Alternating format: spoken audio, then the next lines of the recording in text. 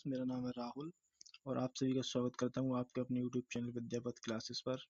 Friends, आज मैं आपके लिए सभी एग्जाम के लिए इम्पोर्टेंट टॉपिक का नाम है भौगोलिक स्थिति, आकार और विस्तार से संबंधित मोस्ट इम्पोर्टेंट 100 क्वेश्चन लेके आया हूँ,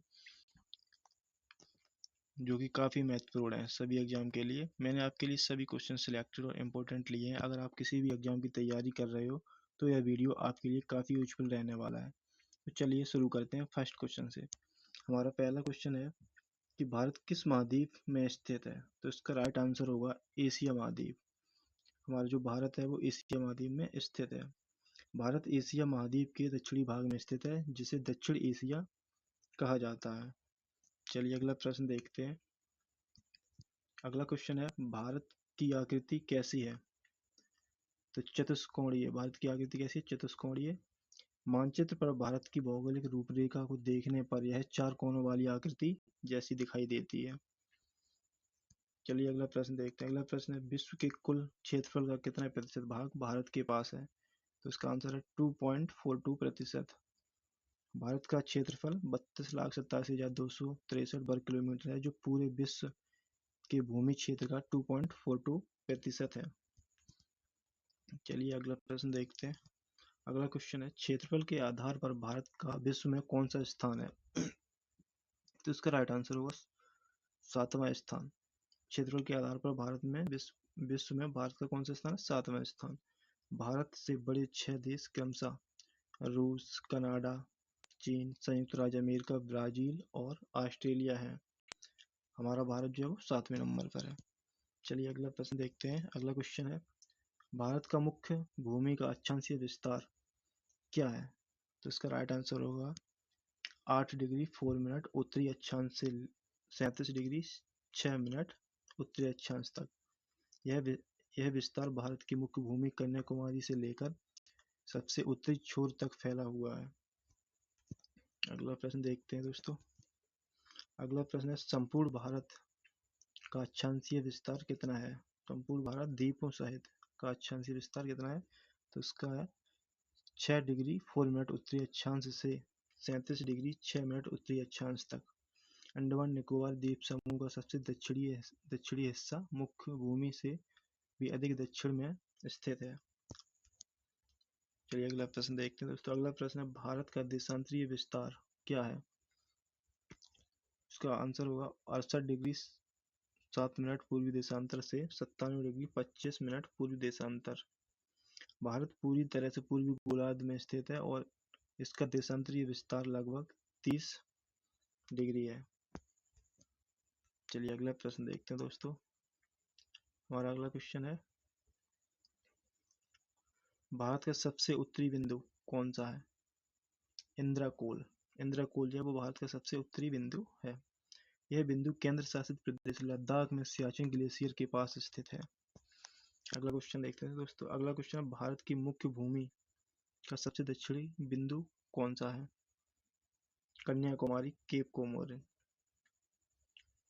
इसका राइट आंसर हुआ कन्याकुमारी। कन्याकुमारी जो है वो भारत की मुख्य भूमि का सबसे दक्षिणतम बिंदु है।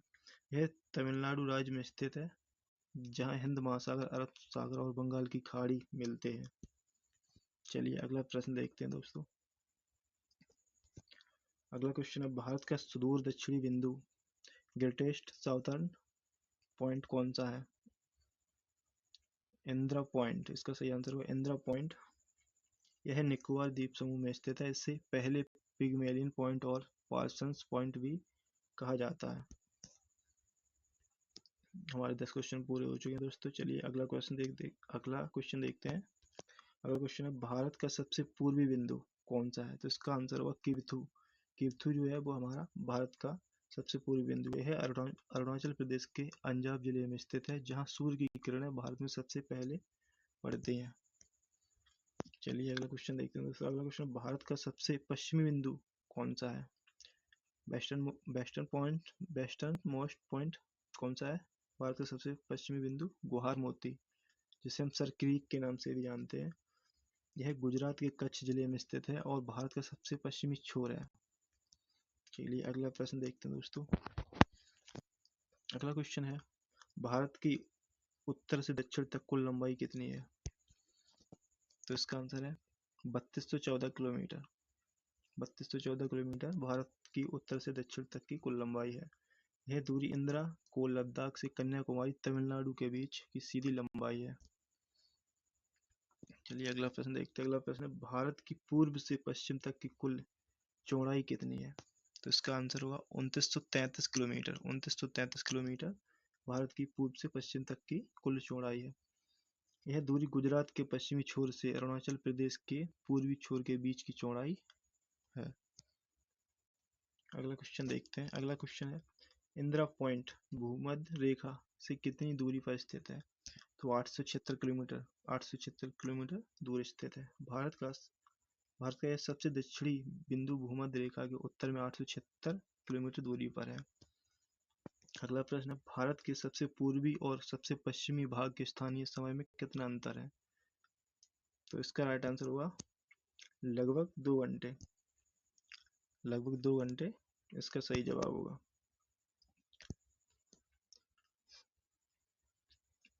एक्स्ट्रा पॉइंट देखते हैं। देशांतरीय विस्तार में लगभग 30 डिग्री का अंतर होने के कारण दोनों छोरों के समय में 120 मिनट का अंतर आता है। चलिए अगला प्रश्न देखते हैं दोस्तों। हमारा अगला प्रश्न है, प्रायद्वीप भारत का आकार कैसा है? आंसर इसका होगा त्रिभुजाकार। हमारा जो प्रायद्वीप भारत है उसका आकार त्रिभुजाकार है। दक्षिणी पठारी भाग तीन ओर से समुद्र से घिरा होने के कारण त्रिभुज जैसी आकृति बनाता है।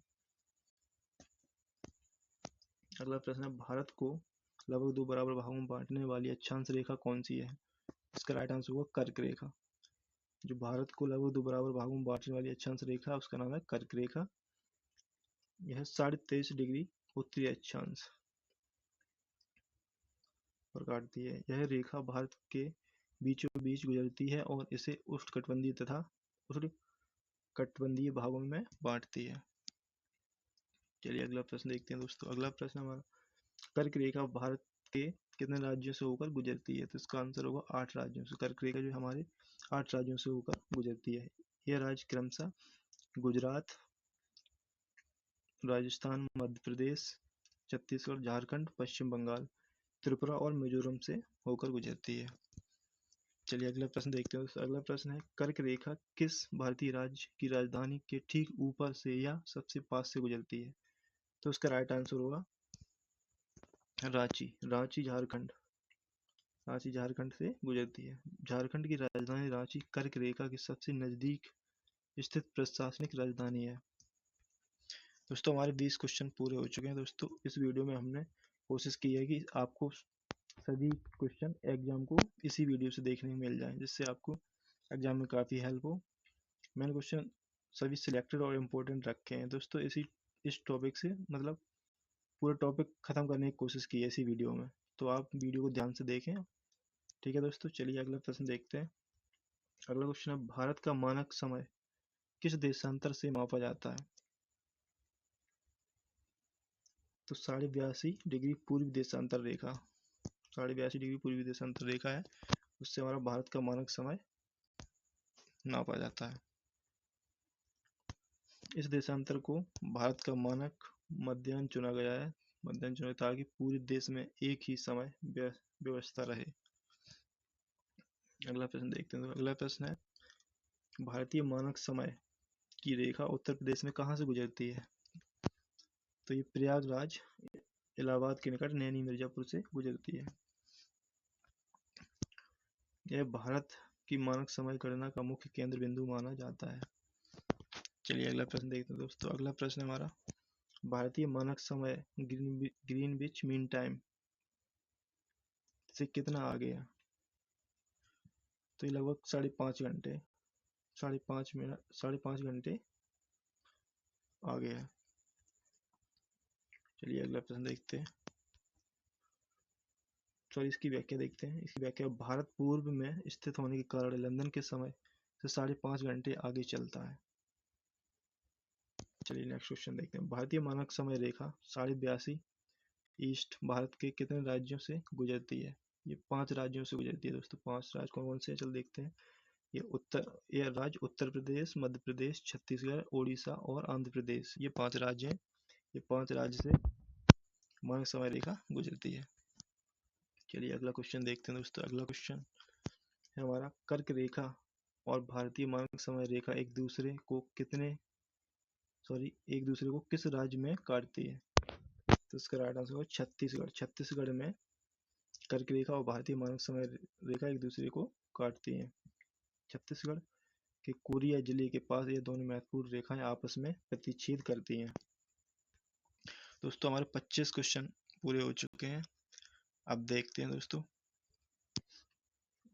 भाग 2, सीमाएं पड़ोसी देशों और तटीय भाग, प्रश्न 50 तक, 25 से 50 तक अब देखते हैं दोस्तों।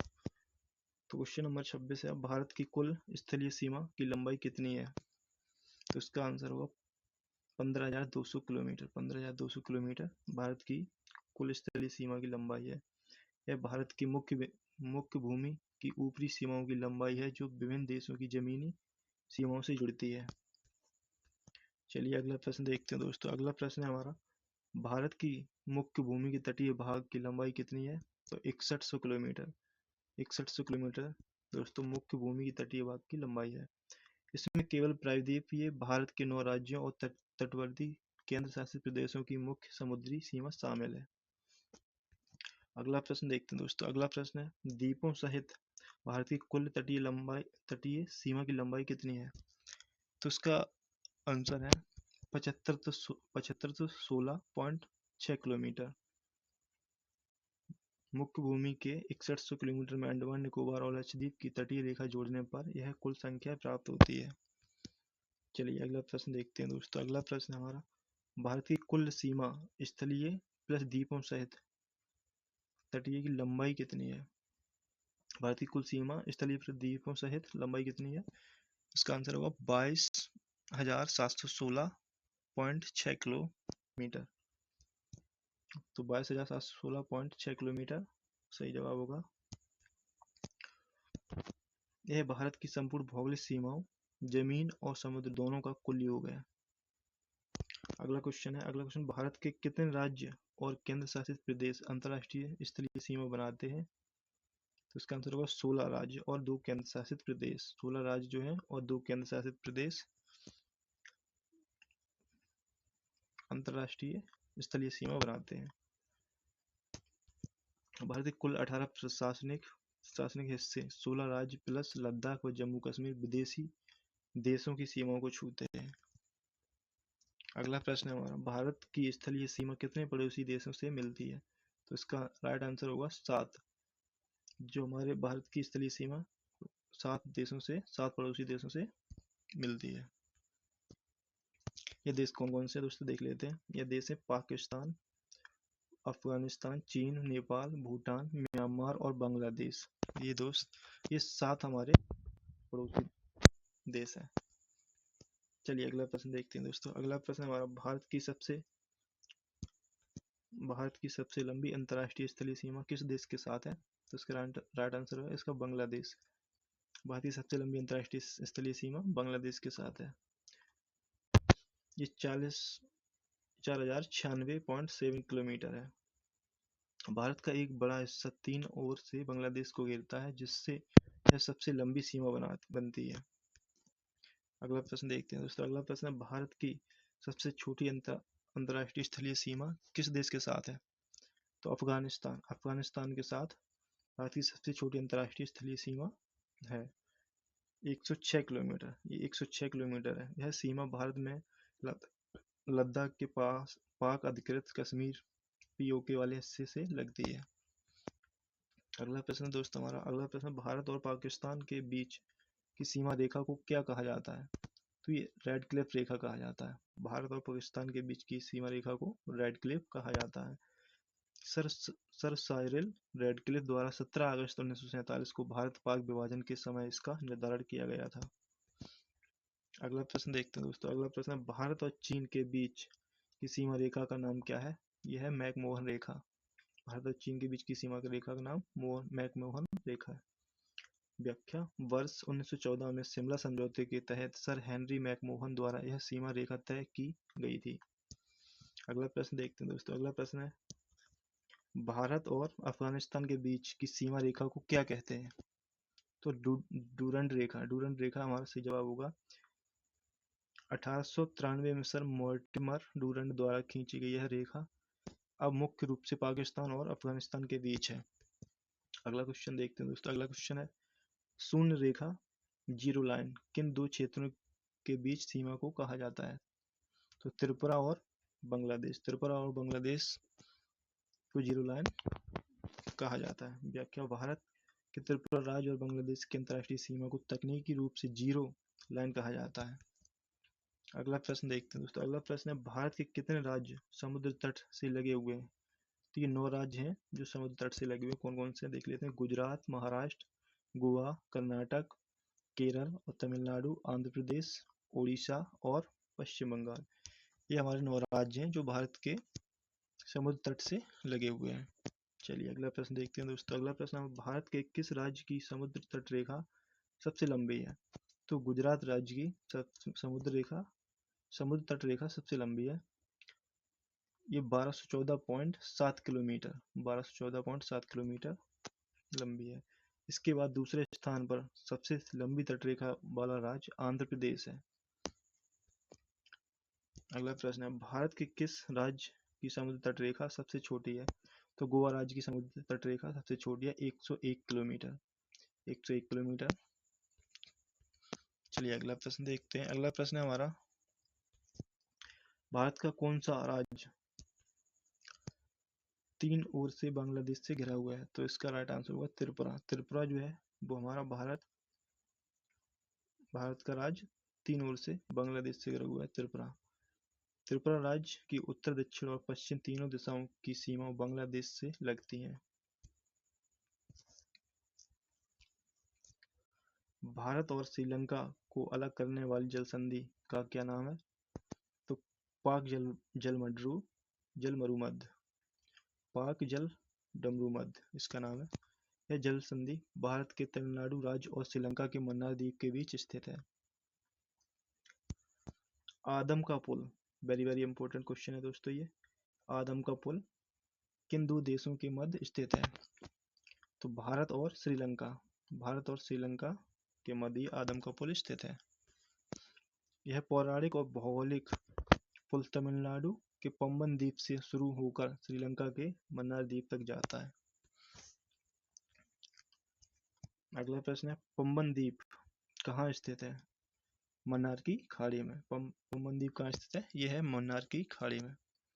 इसी द्वीप पर प्रसिद्ध तीर्थ स्थल रामेश्वरम स्थित है जो भारत और श्रीलंका के बीच है। अगला प्रश्न देखते हैं दोस्तों। अगला प्रश्न है हमारा भारत का कौन सा द्वीप एक सक्रिय ज्वालामुखी है? तो इसका राइट आंसर होगा बैरन द्वीप जो है वो एक सक्रिय ज्वालामुखी है। यह अंडमान निकोबार द्वीप समूह में स्थित दक्षिण एशिया का एकमात्र सक्रिय ज्वालामुखी है। चलिए अगला प्रश्न देखते हैं दोस्तों। अगला प्रश्न हमारा नारकोंडम द्वीप किस प्रकार का ज्वालामुखी है? तो इसका राइट आंसर होगा सुषुप्त मृत ज्वालामुखी। यह भी अंडमान सागर में स्थित है लेकिन इसमें लंबे समय से कोई विस्फोट नहीं हुआ है। चलिए अगला प्रश्न देखते हैं दोस्तों। अगला क्वेश्चन है हमारा अंडमान द्वीप समूह और निकोबार द्वीप समूह को कौन सा चैनल अलग करता है? तो 10 डिग्री चैनल जो है वो अंडमान द्वीप समूह और निकोबार द्वीप समूह को अलग करता है। यह जलमार्ग छोटे अंडमान को कार निकोबार द्वीप से भौगोलिक रूप से अलग करता है। चलिए अगला क्वेश्चन देखते हैं दोस्तों। अगला प्रश्न है हमारा लक्षद्वीप और मिनिकॉय द्वीप को कौन सा चैनल अलग करता है? तो ये 9 डिग्री चैनल जो है वो लक्षद्वीप और मिनिकॉय द्वीप को अलग करता है। यह जलमार्ग मुख्य लक्षद्वीप समूह को उसके सबसे दक्षिणी द्वीप मिनिकॉय से अलग करता है। अगला प्रश्न देखते हैं दोस्तों। अगला प्रश्न हमारा मिनिकॉय द्वीप और मालदीव के बीच कौन सा चैनल स्थित है? तो 8 डिग्री चैनल जो है वो मिनिकॉय और मालदीव के बीच स्थित है। यह चैनल भारत की समुद्री सीमा मिनिकॉय को पड़ोसी देश मालदीव से अलग करता है। चलिए अगला प्रश्न देखते हैं दोस्तों। अगला प्रश्न हमारा Duncan pass very very important प्रश्न है दोस्तों, कई बार परीक्षा में पूछा गया है। डंकन पास किन के बीच स्थित है? तो इसका आंसर होगा दक्षिणी अंडमान और लघु अंडमान के बीच डंकन पास स्थित है। यह हिंद महासागर में स्थित एक महत्वपूर्ण जलमार्ग है जो इन दोनों द्वीपों को अलग करता है। दोस्तों यहाँ तक हमारे 50 क्वेश्चन हो चुके हैं। वीडियो को अंत तक देखें दोस्तों, आपको एग्जाम में काफ़ी हेल्प मिलेगी। हमने आपके लिए सभी क्वेश्चन इंपॉर्टेंट और सिलेक्टेड रखे हैं। इसी वीडियो में हमने आपको ये टॉपिक कंप्लीट कराने का पूरा प्रयास किया है दोस्तों, कि आपको आपके एग्जाम में इसी वीडियो से सारे क्वेश्चन देखने को मिल जाएं। तो वीडियो को अंत तक देखें। और वीडियो के अंत में हमने आपको 2 प्रश्न का टेस्ट भी रखा है, जिससे कि आपकी तैयारी का पता चल जाए कि आपकी तैयारी कैसी चल रही है। चलिए दोस्तों अगला प्रश्न देखते हैं। क्वेश्चन नंबर 51 है, वर्तमान में भारत में कुल कितने राज्य और केंद्र शासित प्रदेश हैं? तो 28 राज्य और 8 केंद्र शासित प्रदेश हैं। वर्ष 2019 में जम्मू कश्मीर के पुनर्गठन और 2020 में दमन दीव व दादरा नगर हवेली के विलय के बाद यह व्यवस्था है। अगला क्वेश्चन देखते हैं दोस्तों। अगला क्वेश्चन है, भारत का 29वां राज्य कौन सा बना था जो अब 28 राज्यों में शामिल है? तेलंगाना राज्य है जो भारत का 29वां राज्य बना था, जो अब 28 राज्यों में शामिल है, तेलंगाना। 2 जून 2014 को आंध्र प्रदेश से अलग होकर तेलंगाना बना था। जम्मू कश्मीर के यूटी बनने के बाद अब कुल 28 राज्य हैं। चलिए अगला प्रश्न देखते हैं दोस्तों। अगला क्वेश्चन है हमारा, क्षेत्रफल की दृष्टि से भारत का सबसे बड़ा राज्य कौन सा है? तो राजस्थान। क्षेत्रफल की दृष्टि से सबसे बड़ा राज्य राजस्थान है। वर्ष 2000 में मध्य प्रदेश के छत्तीसगढ़ के अलग होने के बाद राजस्थान क्षेत्रफल में पहले स्थान पर है। अगला प्रश्न देखते हैं दोस्तों। अगला प्रश्न है, क्षेत्रफल की दृष्टि से भारत का सबसे छोटा राज्य कौन सा है? तो ये गोवा हमारा सही जवाब होगा। गोवा भारत का सबसे कम भूमि क्षेत्र वाला राज्य है, जिसका क्षेत्रफल मात्र 3702 वर्ग किलोमीटर है। अगला क्वेश्चन देखते हैं दोस्तों। अगला क्वेश्चन है हमारा, जनसंख्या की दृष्टि से भारत का सबसे बड़ा राज्य कौन सा है? तो उत्तर प्रदेश। जनसंख्या की दृष्टि से उत्तर प्रदेश राज्य है वो सबसे बड़ा है। उत्तर प्रदेश की आबादी भारत के सभी राज्यों और केंद्र शासित प्रदेशों से सबसे अधिक है। अगला प्रश्न है हमारा दोस्तों, जनसंख्या की दृष्टि से भारत का सबसे छोटा राज्य कौन सा है? तो इसका राइट आंसर होगा सिक्किम। सिक्किम राज्य है जो जनसंख्या की दृष्टि से सबसे छोटा राज्य है। सिक्किम भारत का सबसे कम आबादी वाला राज्य है, जहाँ की जनसंख्या सबसे न्यूनतम है। अगला प्रश्न देखते हैं दोस्तों। अगला प्रश्न है हमारा, क्षेत्रफल की दृष्टि से भारत का सबसे बड़ा केंद्र शासित प्रदेश कौन सा है? तो इसका सही जवाब होगा लद्दाख। लद्दाख जो है क्षेत्रफल की दृष्टि से भारत का सबसे बड़ा केंद्र शासित प्रदेश है। अक्टूबर 2019 में बने इस नए केंद्र शासित प्रदेश का क्षेत्रफल सभी यूटीएस में सबसे अधिक है। चलिए अगला प्रश्न देखते हैं दोस्तों। अगला प्रश्न है, क्षेत्रफल की दृष्टि से भारत का सबसे छोटा केंद्र शासित प्रदेश कौन सा है? तो लक्षद्वीप। लक्षद्वीप जो है वो क्षेत्रफल की दृष्टि से भारत का सबसे छोटा केंद्र शासित प्रदेश है। अरब सागर में स्थित लक्षद्वीप का कुल क्षेत्रफल केवल 32 वर्ग किलोमीटर है। कितना है? 32 वर्ग किलोमीटर। चलिए अगला प्रश्न देखते हैं दोस्तों। अगला प्रश्न है, भारत का कौन सा जिला क्षेत्रफल की दृष्टि से सबसे बड़ा है? तो ये है कच्छ गुजरात। कच्छ गुजरात जो है वो क्षेत्रफल की दृष्टि से सबसे बड़ा जिला है। गुजरात का कच्छ जिला भारत का सबसे बड़ा जिला है। दूसरे स्थान पर लद्दाख लेह जिला आता है। चलिए अगला प्रश्न देखते हैं दोस्तों। अगला क्वेश्चन है हमारा, भारत का कौन सा जिला क्षेत्रफल की दृष्टि से सबसे छोटा है? तो यह है माहे पुदुचेरी। केरल के भौगोलिक क्षेत्र के अंदर स्थित पुदुचेरी का माहे जिला भारत का सबसे छोटा जिला है। चलिए अगला प्रश्न देखते हैं दोस्तों। अगला प्रश्न है हमारा, भारत के कितने राज्य केवल एक ही भारतीय राज्य के साथ सीमा साझा करते हैं?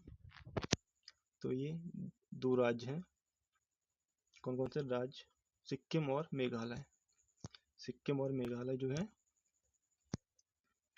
वो भारतीय राज्य के साथ सीमा साझा करते हैं। चलिए अगला प्रश्न देखते हैं दोस्तों। अगला क्वेश्चन है हमारा, भारत का कौन सा राज्य सबसे अधिक राज्यों की सीमाओं को छूता है? तो इसका सही जवाब होगा उत्तर प्रदेश। उत्तर प्रदेश जो है वो सबसे अधिक राज्यों की सीमाओं को छूता है। उत्तर प्रदेश की सीमा कुल 8 राज्यों और एक केंद्र शासित प्रदेश दिल्ली को मिलाकर कुल 9 क्षेत्रों से लगती है। अगला क्वेश्चन देखते हैं दोस्तों। अगला क्वेश्चन है, नेफा नॉर्थ ईस्ट फ्रंटियर एजेंसी यानी कि नेफा किस राज्य का पुराना नाम है? तो इसका आंसर होगा अरुणाचल प्रदेश। अरुणाचल प्रदेश राज्य का पुराना नाम है ये। वर्ष 1987 में पूर्ण राज्य का दर्जा मिलने से पहले अरुणाचल प्रदेश को इसी नाम से जाना जाता था। किस नाम से? नेफा नाम से जाना जाता था। अगला प्रश्न देखते हैं दोस्तों। अगला क्वेश्चन है हमारा, भारत के किस राज्य को कोहिनूर ऑफ इंडिया या भारत का कोहिनूर कहा जाता है? तो इसका आंसर हुआ आंध्र प्रदेश। आंध्र प्रदेश जो है उसे भारत का कोहिनूर के नाम से जाना जाता है। प्रसिद्ध कोहिनूर हीरा आंध्र प्रदेश की गोलकोंडा खदानों से ही निकाला गया था। चलिए अगला प्रश्न देखते हैं। अगला प्रश्न है, भारत का कौन सा राज्य 5 नदियों की भूमि कहलाता है? तो ये हमारा है पंजाब। पंजाब जो है वो 5 भूमि की नदियों के नाम से जाना जाता है। 5 नदी कौन कौन सी देख लेते हैं। झेलम, चेनाब, रावी, ब्यास, सतलुज, ये 5 नदी हैं के कारण से नदियों के मैदान के कारण से पंजाब कहा जाता है। चलिए अगला प्रश्न देखते हैं दोस्तों। वेरी वेरी इंपॉर्टेंट क्वेश्चन है, किस राज्य को भारत का मसाला उद्यान कहा जाता है? तो केरल राज्य को भारत का मसाला उद्यान कहा जाता है। प्राचीन काल से ही केरल मसालों विशेषकर काली मिर्च और इलायची के उत्पादन और व्यापार का मुख्य केंद्र रहा है। अगला क्वेश्चन है, सिलिकॉन वैली ऑफ इंडिया किसे कहा जाता है? तो इसका आंसर होगा बेंगलुरु कर्नाटक को सिलिकॉन वैली के नाम से जाना जाता है। भारत का मुख्य सूचना प्रौद्योगिकी आईटी और तकनीकी हब होने के कारण इसे यह नाम मिला है। अगला प्रश्न देखते हैं दोस्तों। अगला प्रश्न है हमारा, भारत के किस राज्य को सोया स्टेट कहा जाता है? तो इसका राइट आंसर होगा मध्य प्रदेश। मध्य प्रदेश को सोया स्टेट या सोया प्रदेश के नाम से जाना जाता है। भारत में सबसे अधिक सोयाबीन का उत्पादन मध्य प्रदेश राज्य में होने के कारण इसे सोया प्रदेश कहा जाता है। अगला प्रश्न देखते हैं दोस्तों। अगला क्वेश्चन है हमारा, पुदुचेरी केंद्र शासित प्रदेश कितने राज्यों में फैला हुआ है? तो ये है 3 राज्यों में फैला हुआ है। कौन कौन से राज्य देख लेते हैं। ये राज्य हैं, इसके 4 जिले पुदुचेरी, कराईकल, यनम, माहे, तमिलनाडु, आंध्र प्रदेश और केरल राज्यों में बिखरे हुए हैं। चलिए अगला प्रश्न देखते हैं दोस्तों। क्वेश्चन नंबर 70 है हमारा, भारत का कौन सा शहर पूर्व का बोस्टन या मैनचेस्टर कहलाता है? तो इसका आंसर हुआ अहमदाबाद। अहमदाबाद जो है वो हमारा पूर्व का मैनचेस्टर कहलाता है। अहमदाबाद गुजरात। अहमदाबाद जो है हमारा वो सूती वस्त्र उद्योग अत्यधिक विकास के कारण अहमदाबाद को भारत का मैनचेस्टर कहा जाता है। अगला क्वेश्चन देखते हैं दोस्तों। अगला क्वेश्चन है, सेवन सिस्टर्स में उत्तर पूर्व कौन सा राज्य शामिल है? कौन से राज्य शामिल है? तो इसका आंसर हुआ नंबर 1 असम, अरुणाचल प्रदेश, नागालैंड, मणिपुर, मिजोरम, त्रिपुरा और मेघालय। ये 7 सीटर्स उत्तर पूर्व के राज्यों में शामिल है। सिक्किम इन 7 बहनों का हिस्सा नहीं है, इसे इनका एकमात्र भाई माना जाता है। चलिए अगला प्रश्न देखते हैं दोस्तों। अगला प्रश्न हमारा, भारत का एकमात्र जिला कौन सा है जिसकी सीमाएं 4 राज्यों को छूती हैं? तो ये है हमारा सोनभद्र। सोनभद्र जो है हमारा भारत का एकमात्र जिला है जिसकी सीमाएं 4 राज्यों को छूती हैं। इसका जो सीमाएं हैं उन्हें देख लेते हैं। उत्तर प्रदेश का सोनभद्र जिला बिहार, झारखंड, छत्तीसगढ़ और मध्य प्रदेश राज्यों की सीमाओं को स्पर्श करता है। अगला प्रश्न देखते हैं। अगला प्रश्न हमारा, भारत का समुद्री सीमा प्रादेशिक जल टेरिटोरियल वाटर तट से कितनी दूरी तक फैला है? तो ये 12 समुद्री मील तक फैला हुआ है। इस क्षेत्र पर भारत का पूर्ण संप्रभु अधिकार होता है। 1 समुद्री मील बराबर 1.852 किलोमीटर होता है। चलिए अगला क्वेश्चन देखते हैं दोस्तों। अगला क्वेश्चन हमारा, भारत का अनन्य आर्थिक क्षेत्र कितनी दूरी तक है? तो इसका आंसर होगा 200 समुद्री मील तक। 200 समुद्री मील तक भारत का अनन्य आर्थिक क्षेत्र है। इस क्षेत्र के अंतर्गत भारत को नए द्वीपों के निर्माण और वैज्ञानिक अनुसंधान व प्राकृतिक संसाधनों के दोहन का अधिकार है। अगला प्रश्न देखते हैं। क्वेश्चन नंबर 75 है हमारा, भारत और म्यांमार के बीच कौन सी प्राकृतिक पहाड़ियां सीमा बनाती हैं? तो ये पटकाई बुम जो है और अराकान योमा की पहाड़ियां जो है वो प्राकृतिक पहाड़ियां सीमा बनाती हैं। भारत और म्यांमार के बीच प्राकृतिक पहाड़ियों की सीमा बनाती है। चलिए अगला प्रश्न देखते हैं। सॉरी इसकी व्याख्या देखते हैं। यह पर्वत श्रृंखला भारत के उत्तर पूर्वी राज्य को म्यांमार देश से भौगोलिक रूप से अलग करती है। अगला प्रश्न देखते हैं दोस्तों। क्वेश्चन नंबर 76 है हमारा। भारत का सबसे प्राचीन भूभाग ओल्डेस्ट लैंडमास कौन सा है? तो ये प्रायद्वीपीय पठार जो है भारत का सबसे प्राचीन भूभाग है। यह प्राचीन गोंडवाना लैंड का हिस्सा है और भारत की सबसे स्थिर भौगोलिक संरचना है। चलिए अगला प्रश्न देखते हैं दोस्तों। क्वेश्चन नंबर 77 है हमारा। भारत के उत्तर पूर्व में स्थित विश्व की सबसे ऊंची पर्वत श्रृंखला कौन सी है? तो सही जवाब होगा हिमालय। हिमालय जो है वो उत्तर में स्थित विश्व की सबसे ऊंची पर्वत श्रृंखला है। यह एक नवीन बलित पर्वत यंगफोल्ड माउंटेन है जो भारत की उत्तरी सीमा पर प्रहरी की तरह स्थित है। चलिए अगला प्रश्न देखते हैं दोस्तों। वेरी वेरी इंपॉर्टेंट क्वेश्चन है ये हमारा, कई बार एग्जाम में पूछा गया है। भारत की सबसे ऊंची पर्वत चोटी कौन सी है?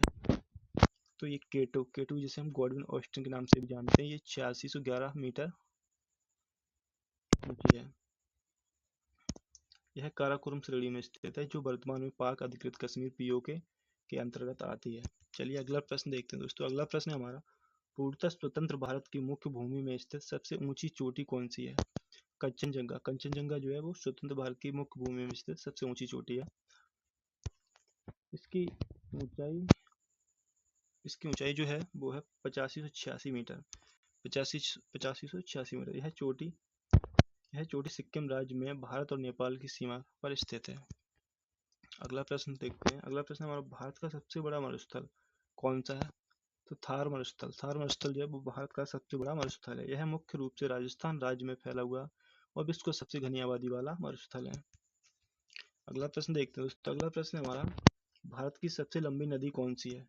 तो गंगा नदी जो है वो भारत की सबसे लंबी नदी है। इसकी लंबाई है 2525 किलोमीटर। वेरी वेरी इंपॉर्टेंट, कई बार परीक्षा में पूछा गया दोस्तों। यह उत्तराखंड के गंगोत्री ग्लेशियर से निकलती है और बंगाल की खाड़ी में गिरने से पहले भारत के एक बड़े हिस्से को सींचती है। चलिए अगला प्रश्न देखते हैं दोस्तों। अगला प्रश्न है हमारा। प्रायद्वीपीय भारत का दक्षिण भारत की सबसे लंबी नदी कौन सी है? प्रायद्वीपीय भारत या दक्षिण भारत की सबसे लंबी नदी कौन सी है? तो गोदावरी नदी जो है वो हमारी प्रायद्वीपीय भारत की सबसे लंबी नदी है। इसकी लंबाई जो है 1465 किलोमीटर। लंबाई कितनी है? 1465 किलोमीटर। इसे इसके बड़े आकार और महत्ता के कारण बूढ़ी गंगा या दक्षिणी गंगा भी कहा जाता है। इसके दो नाम है दोस्तों, याद रखना। परीक्षा में कई बार पूछा गया है कि बूढ़ी गंगा किसे कहा जाता है? तो गोदावरी नदी। क्या आंसर होगा इसका? गोदावरी नदी। या दक्षिण गंगा किसे कहा जाता है? तब भी गोदावरी नदी ही आंसर होगा। चलिए दोस्तों अगला प्रश्न देखते हैं दोस्तों। अगला प्रश्न है हमारा। भारत की सबसे बड़ी मीठे पानी की झील कौन सी है? तो ये बुलर झील सही जवाब होगा। यह केंद्र शासित प्रदेश जम्मू और कश्मीर में स्थित है और इसका निर्माण झेलम नदी के मार्ग से हुआ है। अगला प्रश्न देखते हैं दोस्तों। क्वेश्चन नंबर 84 है हमारा। भारत की सबसे बड़ी खारे पानी की लैंगून झील कौन सी है? तो इसका आंसर होगा चिल्का झील जो है वो सबसे बड़ी खारे पानी की लैंगून झील है। यह उड़ीसा राज्य में स्थित है और भारत का सबसे बड़ा तटीय लैंगून तथा प्रसिद्ध रामसर स्थल है। अगला क्वेश्चन देखते हैं दोस्तों। 85 क्वेश्चन है हमारा। भारत का सबसे ऊंचा जलप्रपात कौन सा है? तो कुंचिकल जलप्रपात भारत का सबसे ऊंचा जलप्रपात है। यह कर्नाटक के शिमोगा जिले में बाराही नदी पर स्थित है जिसकी ऊंचाई लगभग 455 मीटर है। इसकी ऊंचाई कितनी है? 455 मीटर। चलिए अगला प्रश्न देखते हैं दोस्तों। अगला प्रश्न। भारत का राष्ट्रीय वाक्य क्या है और यह कहाँ से लिया गया है? तो भारत का राष्ट्रीय वाक्य है सत्यमेव जयते। यह मुंडकोपनिषद से लिया गया है। ये कहाँ से लिया है? मुंडकोपनिषद से लिया गया है। इसका अर्थ है सत्य की ही विजय होती है। इसे भारत के राष्ट्रीय प्रतीक के नीचे देवनागरी लिपि में लिखा गया है। अगला प्रश्न देखते हैं दोस्तों। क्वेश्चन नंबर 87 है हमारा। भारत का राष्ट्रीय ध्वज तिरंगा का डिजाइन किसने तैयार किया था? तो पिंगली वेंकैया ने भारत का राष्ट्रीय ध्वज तिरंगा का डिजाइन तैयार किया था। आंध्र प्रदेश के स्वतंत्रता सेनानी पिंगली वेंकैया द्वारा तैयार डिजाइन को 22 जुलाई 1947 को संविधान सभा ने अपनाया था। अगला क्वेश्चन है हमारा। राष्ट्रीय ध्वज की लंबाई और चौड़ाई का अनुपात क्या होता है? तो इसका आंसर होगा 3:2। अगर दोस्तों आपसे पूछा जाए कि चौड़ाई और लंबाई, तो इसका जस्ट उल्टा हो जाएगा 2:3। ठीक है दोस्तों, अभी पूछा गया है लंबाई और चौड़ाई, लंबाई और चौड़ाई का अनुपात पूछा है तो 3:2 इसका सही जवाब होगा।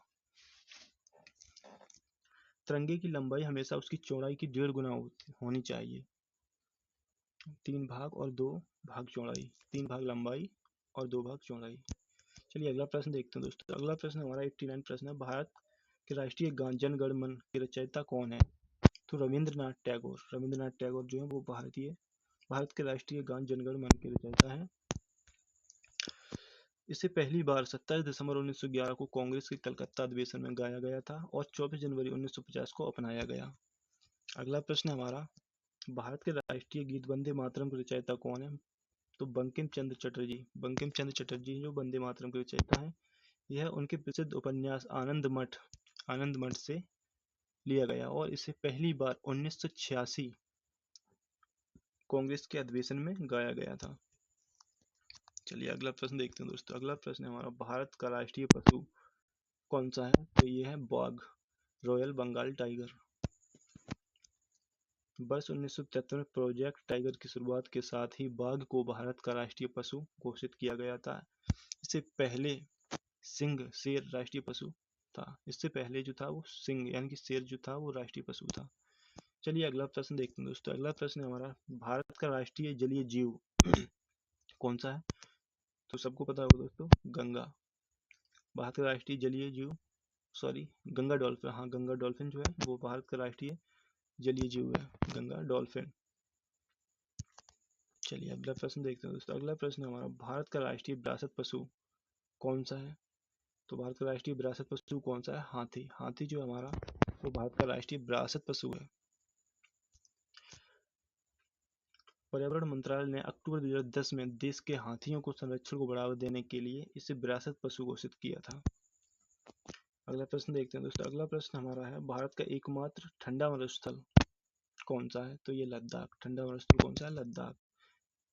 यह हिमालय के वृष्टि छाया क्षेत्र में स्थित है जहाँ बहुत कम वर्षा होती है और अत्यधिक ठंड पड़ती है। अगला क्वेश्चन देखते हैं दोस्तों। व्हीलर द्वीप। व्हीलर द्वीप का नाम बदलकर क्या रखा गया है? तो उसका नाम रखा गया एपीजे अब्दुल कलाम द्वीप। क्या रखा गया दोस्तों? एपीजे अब्दुल कलाम द्वीप। ओडिशा के तट पर स्थित इस द्वीप का उपयोग भारत के मिसाइल परीक्षण कार्यक्रम के मुख्य केंद्र के रूप में किया जाता है। क्वेश्चन नंबर 96 है, भारत के किस स्थान को सफेद पानी के नाम से जाना जाता है? तो किसे सफेद पानी के नाम से जाना जाता है? सियाचिन ग्लेशियर को। सियाचिन ग्लेशियर जो है वो सफेद पानी के नाम से जाना जाता है। अत्यधिक बर्फबारी और अत्यधिक ऊंची तापमान वाले इस क्षेत्र को दुनिया का सबसे ऊंचा युद्ध क्षेत्र भी कहा जाता है। भारत का सबसे दक्षिणी प्रशासनिक मुख्यालय कौन सा है? तो इसका राइट आंसर होगा पोर्ट ब्लेयर। पोर्ट ब्लेयर जो है भारत का सबसे दक्षिणी प्रशासनिक मुख्यालय है। यह अंडमान और निकोबार द्वीप समूह की राजधानी है और जो दक्षिण अंडमान द्वीप पर स्थित है। क्वेश्चन नंबर 98 है दोस्तों हमारा, भारत के मुख्य भूभाग को रामेश्वर द्वीप से कौन सा अलग करता है? रामेश्वर द्वीप से कौन सा अलग करता है? तो इसका आंसर होगा पंबन चैनल। पंबन चैनल जो है वो भारत के मुख्य भूभाग को रामेश्वरम द्वीप से अलग करता है। यह उत्तरा जलमार्ग भारत की मुख्य भूमि के छोर को रामेश्वरम द्वीप पंबन द्वीप से अलग करता है। अगला प्रश्न देखते हैं। तो अगला प्रश्न हमारा, ग्रेट चैनल किन दो भौगोलिक क्षेत्रों को अलग करता है? ग्रेट निकोबार और सुमात्रा। किसको अलग करता है? ग्रेट चैनल किसको अलग करता है? दो भाग यानी कि ग्रेट निकोबार और सुमात्रा इंडोनेशिया। यह भारत के सबसे दक्षिणी द्वीप को इंडोनेशिया के सुमात्रा द्वीप से अलग करने वाली अंतर्राष्ट्रीय जल सीमा है। क्वेश्चन नंबर अंतिम है हमारा दोस्तों। अंतिम प्रश्न 100वां प्रश्न है, भारत का राष्ट्रीय कैलेंडर किस संवत पर आधारित है? तो शक संवत पर भारत का राष्ट्रीय कैलेंडर आधारित है। इसे 22 मार्च 1957 को सरकारी उद्देश्यों के लिए अपनाया गया था। इसका पहला महीना चैत्र होता है। चलिए दोस्तों, आप क्वेश्चन टेस्ट देख लेते हैं। हमने आपके लिए 2 क्वेश्चन का टेस्ट रखा है, इसका आंसर आपको कमेंट बॉक्स में देना है दोस्तों। पहला क्वेश्चन हमारा है, व्हीलर द्वीप का नाम बदलकर क्या रखा गया है? इसका आंसर आपको कमेंट बॉक्स में देना है दोस्तों। और दूसरा क्वेश्चन हमारा, प्रायद्वीपीय भारत या दक्षिण भारत की सबसे लंबी नदी कौन सी है? इन दोनों प्रश्नों का आंसर आपको कमेंट बॉक्स में देना है दोस्तों। वीडियो अच्छी लगी तो दोस्तों वीडियो को लाइक और चैनल को सब्सक्राइब कर लेना है और बेल आइकन दबा लेना, जिससे कि आगे आने वाली वीडियो का नोटिफिकेशन आप लोगों तक पहुंचता रहे। ठीक है दोस्तों, चलिए मिलते हैं दोस्तों अगली वीडियो में, तब तक जय हिंद।